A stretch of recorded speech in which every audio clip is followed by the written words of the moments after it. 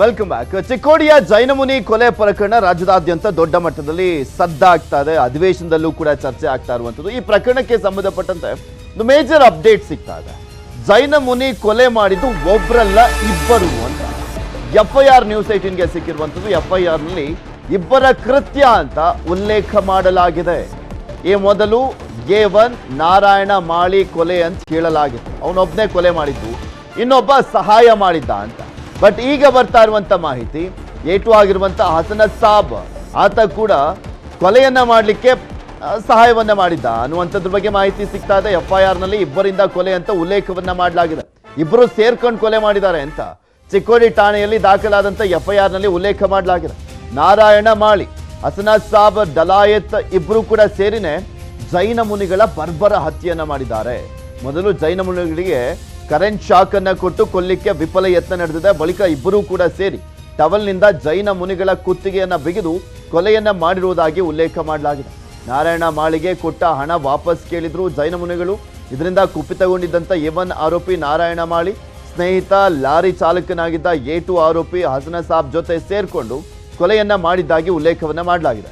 ಕೊಲೆ ಮಾಡಿ ಮೃತದೇಹ ಗೋಣಿ ಚೀಲದಲ್ಲಿ ಕಟ್ಟಿ ಬೈಕ್ನಲ್ಲಿ ಶವವನ್ನ ಸಾಗಿಸಿದ್ದಾರೆ ಅಂತ FIR ನಲ್ಲಿ ಉಲ್ಲೇಖ ಮಾಡಲಾಗಿದೆ.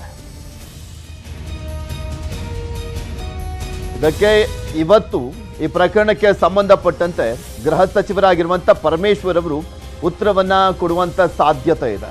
ಇಲ್ಲ ಅಂದ್ರೆ ಮುಖ್ಯಮಂತ್ರಿಗಳೇ ಇದಕ್ಕೆ ಉತ್ತರವನ್ನ ಕೊಡುವಂತ ಸಾಧ್ಯತೆ ಇದೆ.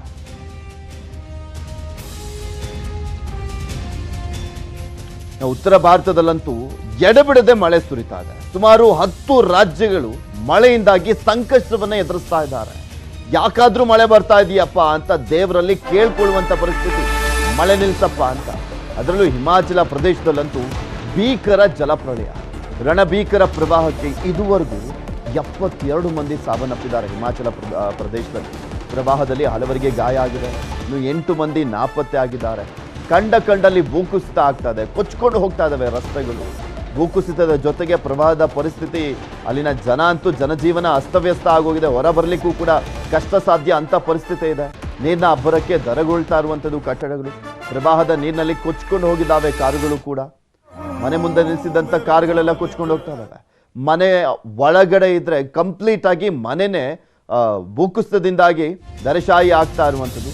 ಸೊ ರಕ್ಷಣಾ ಕಾರ್ಯನೂ ಕೂಡ ದೊಡ್ಡ ಸವಾಲಾಗಿದೆ. ಜನರ ಜೊತೆ ಪ್ರಾಣಿಗಳ ಸಂಕಷ್ಟನೂ ಕೂಡ ಆಗ್ತದೆ.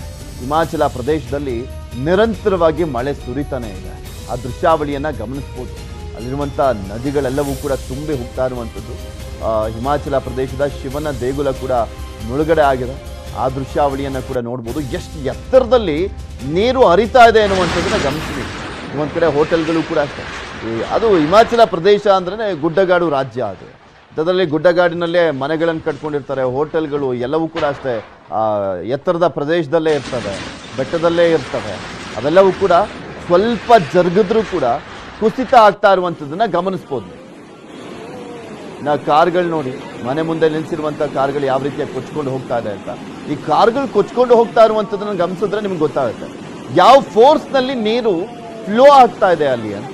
ಫುಲ್ ಕೆಸರು ನೀರಿನ ಜೊತೆಗೆ ತುಂಬಾ ರಭಸವಾಗಿ ಬೇರೆ ಹರಿತಾ ಇರುವಂಥ ಹಿನ್ನೆಲೆಯಲ್ಲಿ ಗಾಡಿಗಳು ಯಾವ ರೀತಿಯಾಗಿ ಫ್ಲೋ ಜೊತೆಗೆ ಅವು ಕೂಡ ಹೋಗ್ತಾ ಇದ್ದಾವೆ ಅನ್ನುವಂಥದ್ದನ್ನು ನೋಡ್ಬೋದು. ನಾವು ಉತ್ತರಾಖಂಡ್ನ ಡೆಹ್ರಾಡೂನ್ನಲ್ಲಿ ಮಳೆ ಅಬ್ಬರಿಸ್ತಾ ಇದೆ. ಯಮುನಾ ನದಿ ಉಕ್ಕಿ ಹರಿತಾ ಇರುವಂಥದ್ದು. ಡೆಹ್ರಾಡೂನ್ ಹಲವು ನಗರಗಳು ಜಲಾವೃತವಾಗಿದ್ದಾವೆ. ವಿಕಾಸ್ ನಗರ ಸಹ ಜಲಾವೃತವಾಗಿದೆ. ಯಮುನಾ ನದಿ ಉಕ್ಕಿ ಹರಿತಾ ಇರುವಂಥ ಹಿನ್ನೆಲೆಯಲ್ಲಿ ವಿದ್ಯುತ್ ಉತ್ಪಾದನೆಯನ್ನು ನಿಲ್ಲಿಸಲಾಗಿದೆ.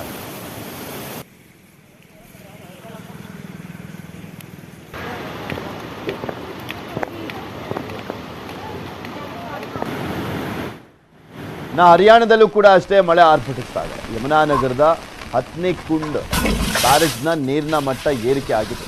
ಪ್ರವಾಹ ಸೃಷ್ಟಿಸಿದೆ. ಪ್ರವಾಹಕ್ಕೆ ಮನೆಯೊಂದು ಕುಸಿದು ಬಿದ್ದಿದೆ. ನದಿ ನೀರು ರಭಸವಾಗಿ ಹರಿತಾ ಇರುವಂಥದ್ದು. ಕೆಲವು ದೃಶ್ಯಾವಳಿಗಳು ಮೊಬೈಲ್ನಲ್ಲಿ ಸೆರೆ ಆಗಿರುವಂಥದ್ದು, CCTVಯಲ್ಲಿ ಸಿಕ್ಕಿರುವಂಥದ್ದನ್ನ ನಿಮಗೆ ತೋರಿಸ್ತಾ ಇದ್ದೀವಿ. ಆದರೆ ಇದಕ್ಕಿಂತ ಇನ್ನೂ ಸಾವಿರಾರು ದೃಶ್ಯಾವಳಿಗಳಂತೂ ಕಾಣಿಸ್ದಲೇ ಅಲ್ಲಿ ಭೀಕರ ಪರಿಸ್ಥಿತಿ ಉಂಟಾಗಿರುವಂಥದ್ದು.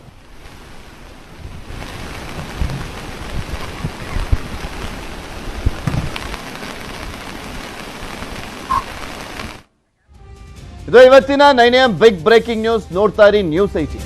ಜಾಲ ನಮ್ಮದು, ಬಲ ನಿಮ್ಮದು.